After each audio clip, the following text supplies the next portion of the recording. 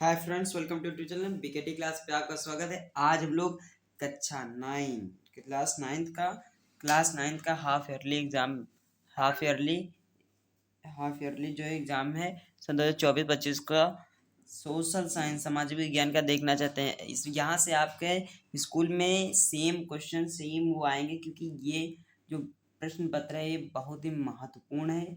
इसको बिना स्किप किए लास्ट तक जरूर देखिएगा, अगर आपको एक अच्छा जो स्कोर है वो करना है।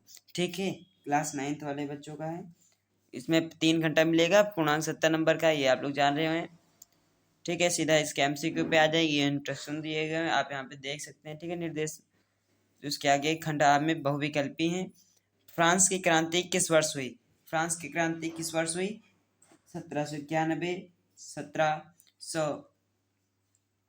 1789 में, और 1917, 1999। ये जो है 1700।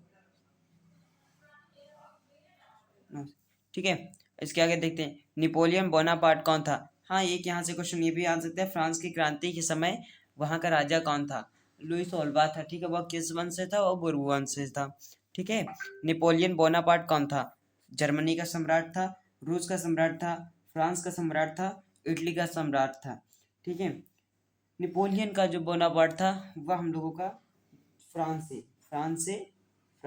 का राजा था। ठीक है, और नेक्स्ट देखते हैं। खूनी रविवार की घटना कब हुई? खूनी रविवार की घटना 1917 में हुई, 1905, 1915 या 1911। खूनी रविवार की घटना 1905 में हुई, 22 जनवरी 1905 में। ठीक है, इसमें एक जुलूस के ऊपर गोलियां चला दी गई थी, इसी तब से इसे खूनी रविवार की घटना कहते हैं। ठीक है, और क्रांति के समय रूस का सम्राट कौन सा? जब हम लोगों की रूस की क्रांति हुई तब उस जगह का सम्राट कौन था? आप कहेंगे भाई जार निकोलस। चलिए ठीक भी, अगर जार निकोलस है तो प्रथम है या द्वितीय है? ठीक है, तो इसमें द्वितीय हो जाएगा, जार निकोलस द्वितीय। ठीक है, यह राजा था जब वहाँ रूस की क्रांति हुई उस समय का। ठीक है, और 5वां क्वेश्चन हम लोगों का इसी प्रकार से। नाजीवाद का विकास किस देश में हुआ? नाजीवाद का रूस में हुआ, फ्रांस में, जर्मनी या जापान में? ये हम लोग नाजीवादी से थे। नाजीवाद वो जर्मनी था, और जर्मनी का एक व्यक्ति जो सबसे ज़्यादा फेमस है वो हिटलर। ठीक है, ये यहूदियों का दुश्मन है, क्योंकि इसने बहुत से लाखों यहूदियों को मरवा दिया था। ठीक है, पकड़ पकड़ के एक एक को ढूंढ ढूंढ कर जहाँ भी थे उनको सभी के।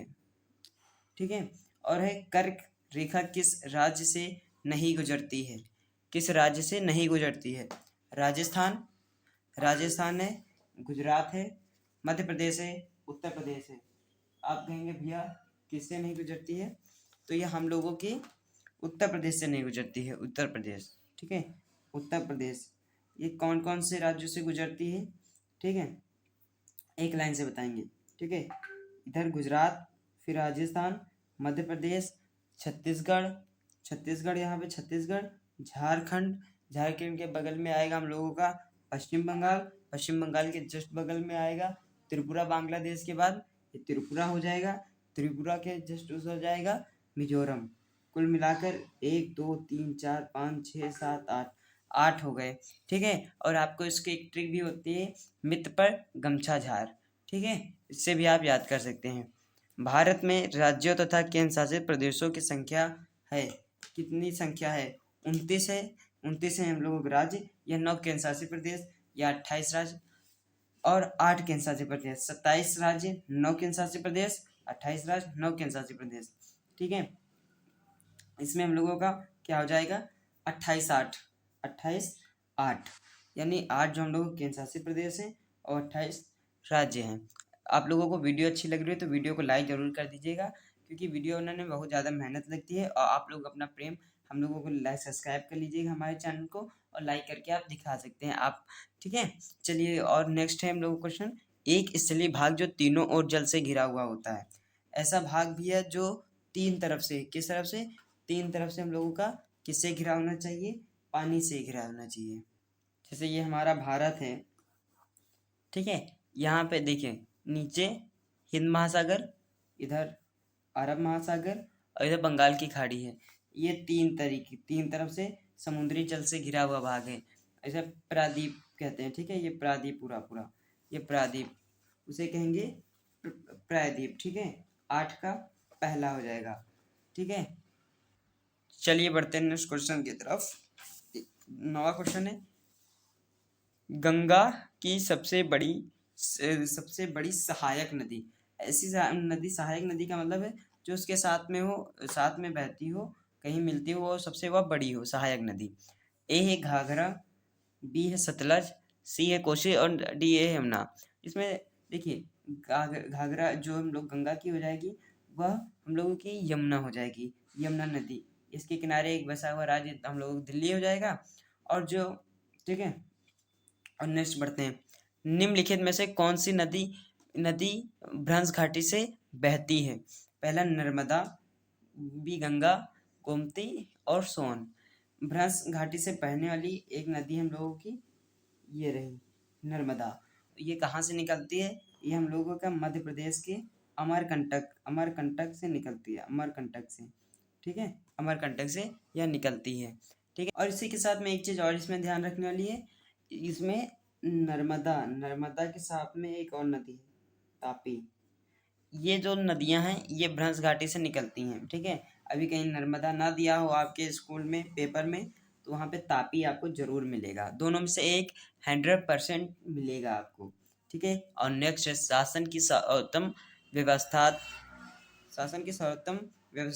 है। राजतंत्र, तानाशाही, कुलीन तंत्र, लोकतंत्र।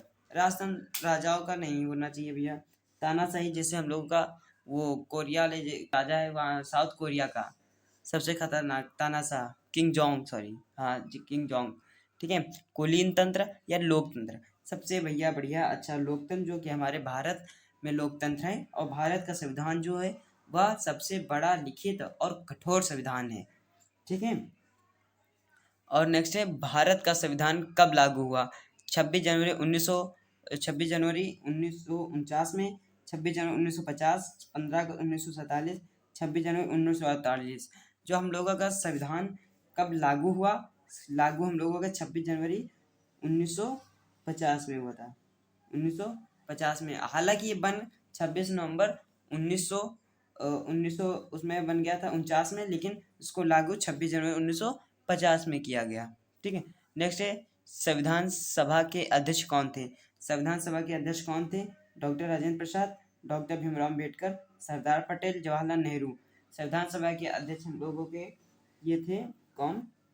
ये राजेंद्र प्रसाद जी थे, ठीक है। ये इस तरह थे। और प्रारूप समिति के अध्यक्ष हमारे डॉक्टर भीमराव अम्बेडकर जी थे, ठीक है। ये हम लोगों के संविधान सभा के अध्यक्ष थे। और ये प्रारूप समिति के, यानी जो लिखने वाले लोग थे, उस सभा के अध्यक्ष डॉक्टर भीमराव अम्बेडकर जी थे, ठीक है। यहाँ तक क्लियर? लाइक जरूर कर दीजिएगा वीडियो को, ठीक है। 14 है, भारतीय संविधान सभा में कुल कितने सदस्य? 300 थे, 350 थे, 250 थे या 299? संविधान सभा में कुल 399 लोग थे।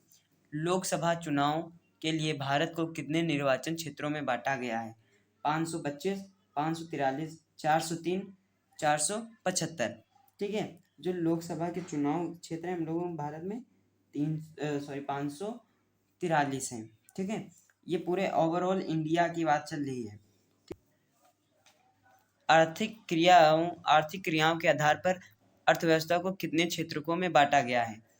3 भागों में, 5 भागों में, 2 भागों में या 3 भागों में? आर्थिक क्षेत्रों के आधार पर अर्थव्यवस्था को तीन क्षेत्रों में बांटा गया है। वो कौन कौन से हैं? चलिए देख लेते हैं। वह हम लोग कौन कौन से होंगे? प्राथमिक क्षेत्र हो जाएगा, ठीक है।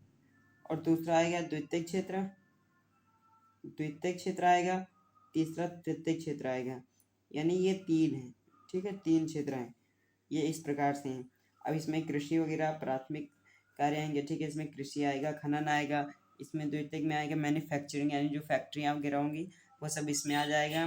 तृतीयक में आएगा कि एक जगह से दूसरे परिवहन वगैरह हमारा तृतीयक क्षेत्र में आ जाएगा, जो आपसे पैसा लेगा और आपको उसके बदले में सेवा देगा। नेक्स्ट क्वेश्चन आ गया हम लोगों को, मनरेगा कितने दिनों के लिए रोजगार प्रदान करता है? या हम लोगों को 90 दिन के लिए रोजगार प्रदान करता है, 120 दिन का, और 150 दिन, या 100 दिन, या हम लोगों को 100 दिन का रोजगार प्राप्त करता है। ठीक है, अब ये देखते हैं ये कब लाया गया। हम लोगों की बात चली थी मनरेगा के विषय में, मनरेगा को देख लेंगे। मनरेगा ये सन 2005 के अंतर्गत लाई गई थी भारत सरकार के द्वारा। इसमें क्या था कि आपको 100 दिन का जो रोजगार था, 100 डे का रोजगार एक व्यक्ति को उपलब्ध कराया जाएगा। अगर सरकार आपको इतने 100 दिनों का रोजगार नहीं प्रदान कर दे सकी, तो उसके बदले में आप 100 दिन काम किए ही भले ना हो, लेकिन आपको 100 दिन का जो पैसा था वो पैसा आपको सरकार देगी। ठीक है, 100 दिन का भत्ता आपको देगी सरकार। ठीक, और नेक्स्ट क्वेश्चन देख लेते हैं। कृषि किस क्षेत्र के अंतर्गत आती है? कृषि हम लोगों का प्राथमिक क्षेत्र के अंदर, या द्वितीयक, या तृतीयक, या चतुर्थ? इसमें हम लोगों का आएगा प्राथमिक क्षेत्र। प्राथमिक क्षेत्र में कृषि आएगी, खनन आएगा आपका। द्वितीयक में आएगा ऐसी जो मैन्युफैक्चर करेंगे, आपका कारखाना वगैरह आ जाएगा। जो प्राथमिक क्षेत्र के जो उत्पाद होगा उसको वो मैन्युफैक्चरिंग करेंगी। और तीसरे में हम लोगों का आएगा, क्या आएगा भैया, इसमें सेवा आएगी। आप बैंक गए, बैंक में आपने पैसा जमा किया, और या आप जितने भी सरकारी कर्मचारी या आपके स्कूल के टीचर होते हैं, उनको आप पैसा नहीं देते हैं, उनको सरकार पैसा देती है, लेकिन आप सरकार को देते हैं टैक्स के रूप में। तो उसी पैसे से वो पैसा लेती है सरकार, उनको देती है, आपका उनका कोई रिलेशन नहीं, आपको वो सेवा प्रदान करते हैं। ठीक है, और नेक्स्ट है पालमपुर गांव की प्रमुख क्रिया निम्नलिखित में से कौन सी थी? उद्योग थे वहां पे, विनिर्माण मैन्युफैक्चरिंग यानी कि परिवहन यानी ट्रांसपोर्ट्स वगैरह, कृषि। वहाँ पालमपुर गांव की भैया हम लोगों की कृषि थी भैया। ठीक है, नेक्स्ट है, निम्न में से तृतीय क्षेत्र के अंतर्गत आता है? कृषि नहीं भैया, ये तो प्रथम क्षेत्र से आएगा, ये प्रथम क्षेत्र से हो जाएगा।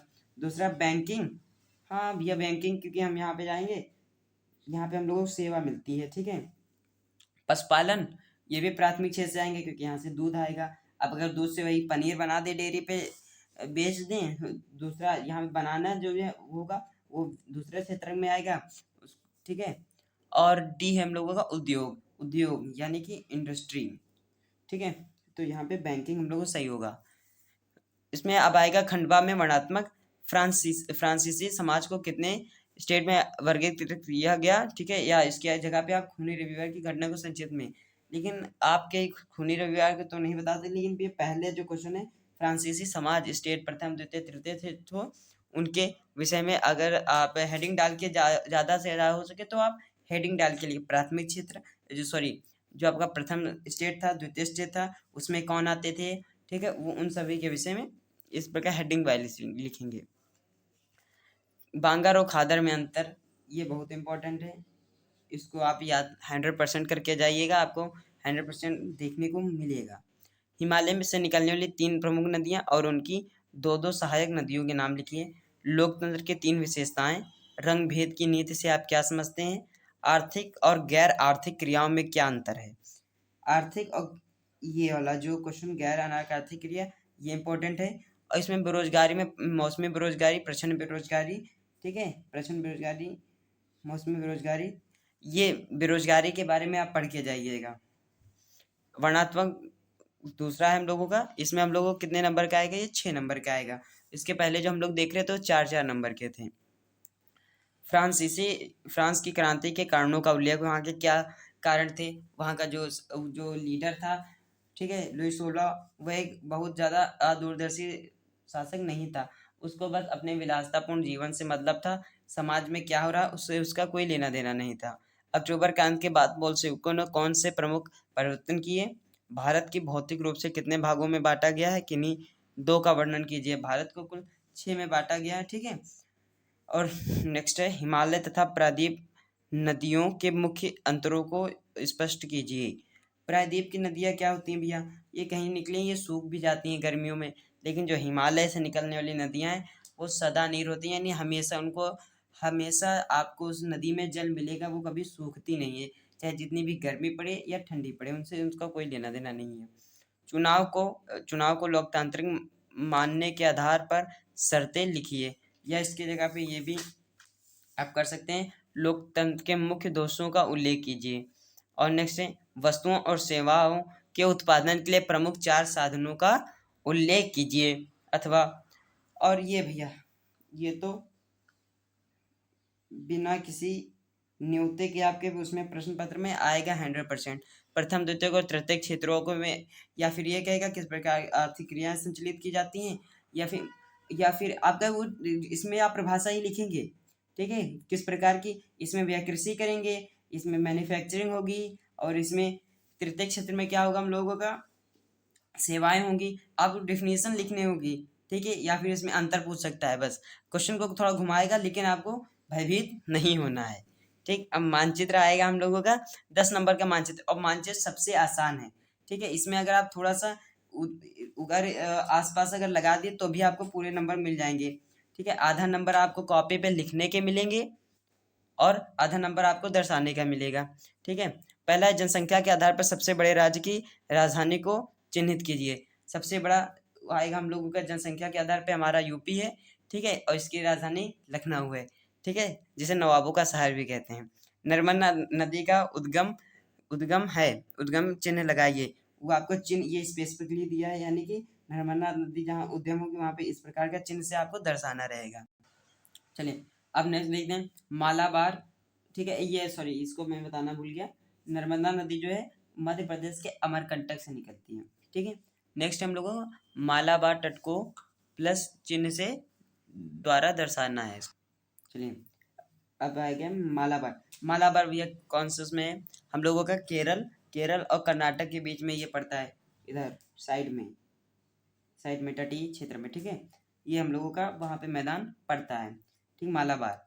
और ठीक है, और नेक्स्ट हम लोग गंगा यमुना का संगम इस तरीके से प्रदर्शित करना है। ये कहाँ पे होगा हम लोगों का उत्तर प्रदेश के प्रयागराज। ठीक है, जिसे इलाहाबाद भी कहते हैं। पांचवा हम लोगों का प्रायद्वीपीय भारत की सबसे ऊंची चोटी कौन सी है। प्रायद्वीपीय भारत की सबसे ऊंची चोटी हम लोगों की अनाईमुडी। कौन सी भैया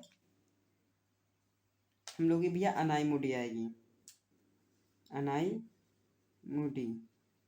अगर इसकी कोई आपसे हाइट पूछ ले भैया ये कितनी है, नॉलेज के लिए बता रहे हो, 2695।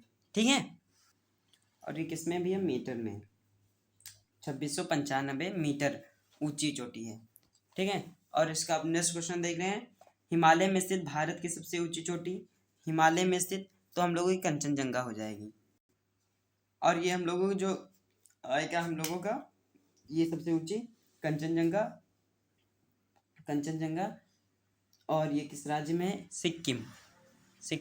ठीक है, इसकी जनसंख्या भारत में सबसे, इस राज्य में जनसंख्या जो है बहुत कम है, यानी कि सबसे कम जनसंख्या वाला राज्य भी सिक्किम हो जाएगा। बंगाल की खाड़ी में स्थित द्वीप है, बंगाल की खाड़ी में स्थित द्वीप आप लोगों का अंडमान निकोबार हो जाएगा। ठीक, क्षेत्रफल के आधार पर भारत का सबसे छोटा राज्य क्षेत्रफल की दृष्टि से हम लोगों का गोवा हो जाएगा। ठीक है, और 9वां क्वेश्चन है भारत का सबसे पूर्वी राज्य, यानी जो पूर्व दिशा में सबसे पूर्वी राज्य यानी सबसे बाहर जो अरुणाचल प्रदेश। ठीक है, अरुणाचल प्रदेश हो जाएगा। भारत में स्थित मीठे पानी की झील सबसे बड़ी झील, मीठे पानी की सबसे बड़ी झील कौन सी हो जाएगी हम लोग की, उलर झील जम्मू कश्मीर में हो जाएगी। ठीक है, जम्मू कश्मीर में हो जाएगी। ठीक है, अगर आपको हमारी आज की वीडियो पसंद लगी हो, अच्छी लगी हो, तो अपना प्यारा भरा कमेंट कर दीजिएगा और हमारे चैनल को सब्सक्राइब कर दीजिएगा। ठीक है, और यहाँ पे आपको क्लास 9 की कृषि भी मिल जाएगी, उसकी पूरी प्ले लिस्ट बनी हुई है, आप वहाँ से विजिट करके पढ़ सकते हैं। और बाकी सभी आपको मॉडल्स पेपर और ढेर सारी वीडियोस आपको मिलती रहेंगी, इसलिए हमारे चैनल को सब्सक्राइब कर लीजिएगा और अपने दोस्तों के पास भी शेयर कर दीजिएगा। मिलते हैं नेक्स्ट वीडियो में, तब तक के लिए जय हिंद जय भारत।